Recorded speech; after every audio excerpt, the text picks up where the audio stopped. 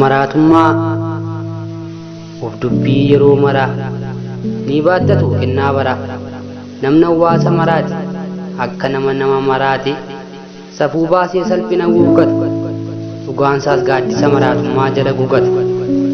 Dubbiin isaayyuu maraachaa fakkaata. Maatiif naannootu balaaleffata. Gaarummaa qe'ee maraatummaa beekumsootatu dhandhama. Xiinqalbiitu gulaalama. Mulqaan ilaalcha namummaa ulfina maraatummaa akka sanyii doofummaa ni qooddata gadaantummaa. Sammuutu yaaduu akka gatamaatti ciccire. Qalbiinis beekumsa goodaa hiriire. Ija laallatee miliqee timbiriire. Beekumsuu quban qabu. Millachuufis yeroon qabu. Akkanaan maraatummaan uumamte.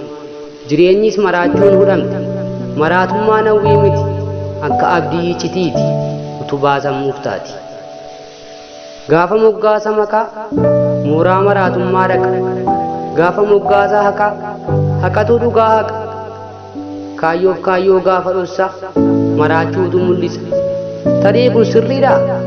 Nagaamtuu nagaadhaa? Yoo maraatan maraachuun sodaatan. Yoo maraatan mirgaan fidhatu. Yoo fedhan mirgeeffatu. Maraatuu tokkotu na duraa badeetu. Hin dubbattuu daa'imni dubbiin beektu. Hatoo hin agarree asirran dabara. Gaafa darbees hin agarre. Homaan beekuu narraa deema. Maraachuu miti dhimmi. Maraachuu kooti dhimmi.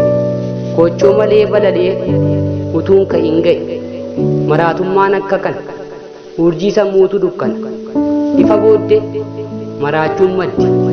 Akkas malee yoo maraatan jiraa waliin hin jiraatan. Bakki kunii bakka awwaalchaa du'aa waliin jiraachaa. Maaliif teessaa bakka kana?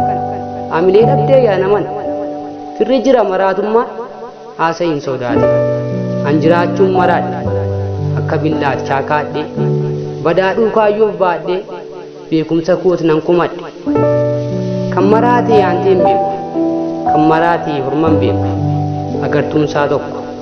Fuudhee galee yaada qoode waliin taa'ee gadi.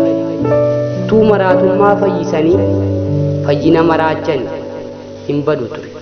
Kan saati hoo maal godhure maraatummaatu sammuu doorsisa. Beekumsa keen follossa qabbana keen quncisa jedheetu qalbiitti roorrisa. Qalbiin namaa gurra hin qabu. Namoonni gurra qabu. Yoo sammuun wallaansoo dadhabaa of ta'uu dhaba. Kanaafituu jabina faayyoonfatu. Kanaan achi taatu nuu ta'uu hin taatu. Beekumsi of ta'uu yoo dagatu qaroomina maraatu. Ammayyaa'us baqatu. Obsi utubaa nagaati akka hirkoo jireenyaati. Yoo obsan maraatu yoo maraatan obsuu dagatu. Ka'ee deeme lafi dhume. Muka maatii maraatummaa sammuunis ni raafama. Iji sammuu inni bitaa waan dhangala'ee fakkaata. Ija qalbii isa mirgaa qaroo jaamnaan iji maal arga? Maraachuu too fooyyee qaba. Maraachuu fuuree dhaba. Nagaa ta'uu too maraatummaa qaba. Baacuun sammuu bohaarsa. Itti baaceetuu sammuu aarsa. Maraatummaan akka abjuu humna dhabeessadha. Ilmi namaas sammuu qabeessadha. Kanaaf maraatummaan hin jiru. Kan maraates hin jiru.